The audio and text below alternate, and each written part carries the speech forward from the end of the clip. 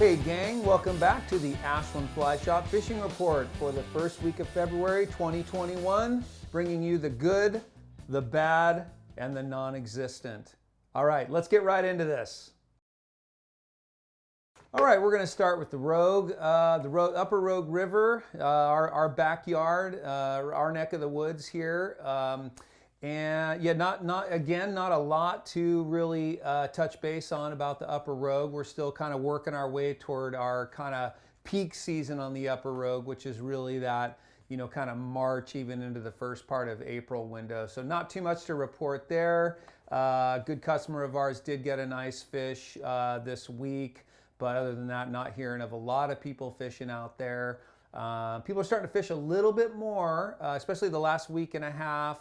We've had quite a bit of rain and precipitation, so we've had kind of turbid flows and off-color water and stuff. But this week we're getting into a period of more high pressure, so we'll probably see a few more people fishing and hopefully see some more fish caught that we can then report back to you and let you know what's going on.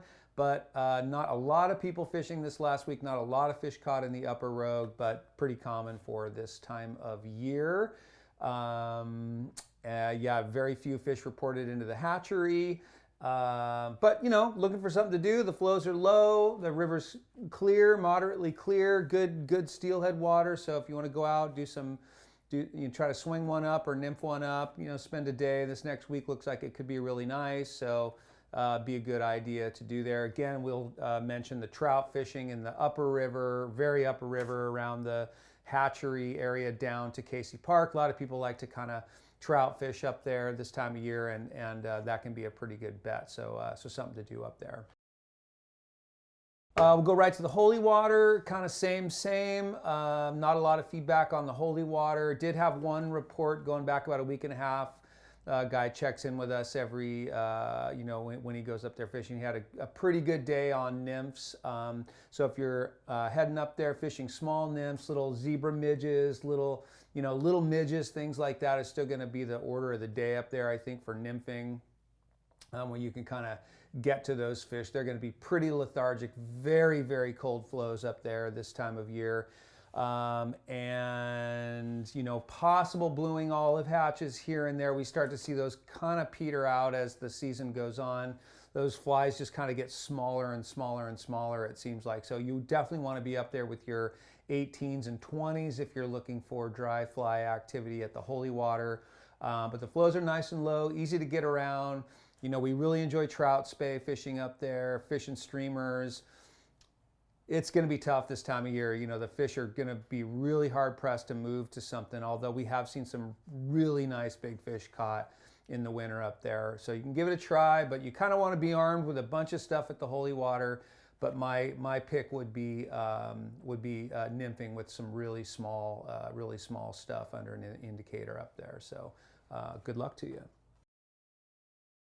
Upper Klamath River still gets high marks as one of our best bets in the upper river areas. The Upper Klamath holding steady at about 1,000 CFS. We do see some folks fishing down there in that I-5 stretch, downriver of I-5 and upriver toward the dam. The most popular stretch being from the dam down to Klamath on Bridge. See a lot of activity there this time of year, and see some very nice fish come out of there. We still see the fishing hanging on even as we get through February. So that is a good bet. Making sure you're fishing a decent sink tip at this time. If you're swinging flies, you're into T11s, T8s, longer T8s, T11s. Moderate flies, darker flies, hothead flies tend to work really well down there. If you're nymphing, it's the same story, the same stuff we always talk about, legs and eggs, or stoneflies and small droppers, copper johns. That stuff's going to turn heads in the upper river. So Klamath definitely hanging in there, good flows and a good bet.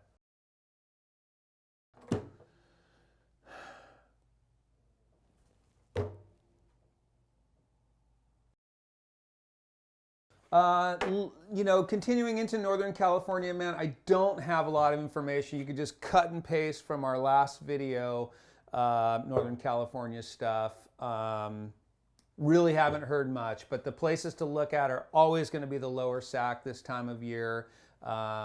Always going to be a good bet to give that a try. Trinity River should be prime time down there. Really not hearing a bunch from the Trinity.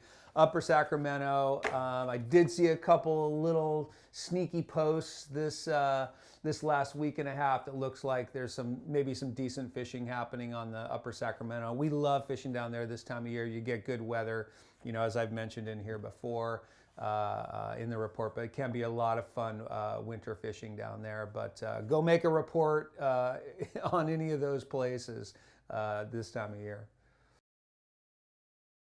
Okay, let's talk about the coast. So again, pretty volatile week. Lots of weather activity, up and down flows.